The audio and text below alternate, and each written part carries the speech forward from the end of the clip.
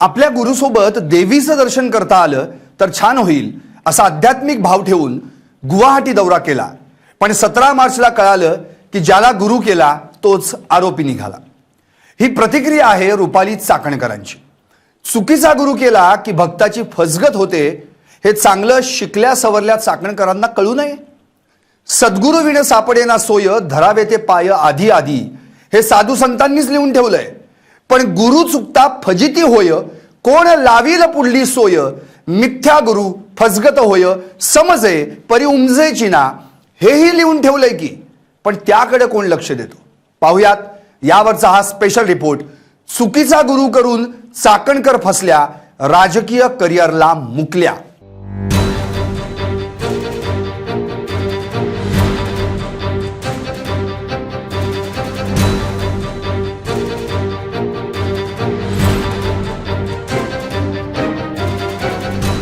नमस्कार, मी संदीप आणि तुम्ही पाहता एलएस मराठी।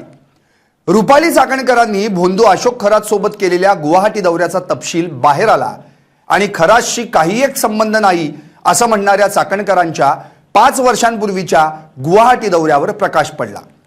गुवाहाटीला अशोक खरातचं कुटुंब अगोदर गेलं होतं, त्यानंतर आम्ही आमच्या कुटुंबासोबत तिथं गेलो होतो। आपल्या गुरुसोबत देवीचं दर्शन घेता यावं म्हणून आम्ही गेलो होतो। जशी अनेकांची श्रद्धा होती तशीच ती आमचीही होती। गुवाहाटीचा जो फोटो समोर आलाय त्यात खरात आणि माझं कुटुंबीय आहे। यापूर्वी माझ्या कुटुंबानं गुवाहाटीला जाऊन देवीचं दर्शन घेतलं नव्हतं, त्यामुळे आपल्याला आपल्या गुरुसोबत देवीचं दर्शन करता आलं तर छान होईल असा आध्यात्मिक भाव ठेवून आम्ही स्वतंत्रपणे पुण्याहून प्रवास करून गेलो होतो। त्यानंतर गुवाहाटीत जाऊन आम्ही अशोक खरात सोबत देवीचं दर्शन घेतलं अशी माहिती रुपाली चाकणकरांनी माध्यमांना दिली आणि चाकणकरांनी गुवाहाटीचा दौरा केला होता ही बातमी खरी ठरली।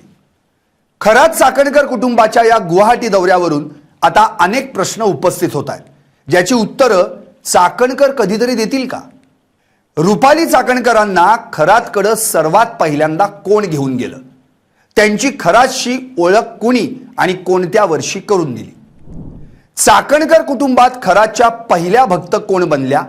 रुपाली चाकणकर की त्यांच्या भगिनी प्रतिभा चाकणकर? रुपाली चाकणकरांनी या भोंदू खरात बाबालाच गुरु का केला?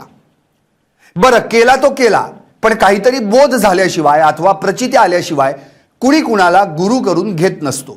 त्यामुळे अशी कोणती आध्यात्मिक प्रचिती चाकणकरांना खरातच्या सान्निध्यात राहून आली ज्यामुळे त्याला त्यांनी गुरु केला?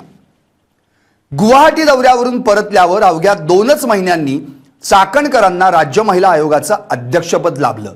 ही गुरुकृपा म्हणावी का?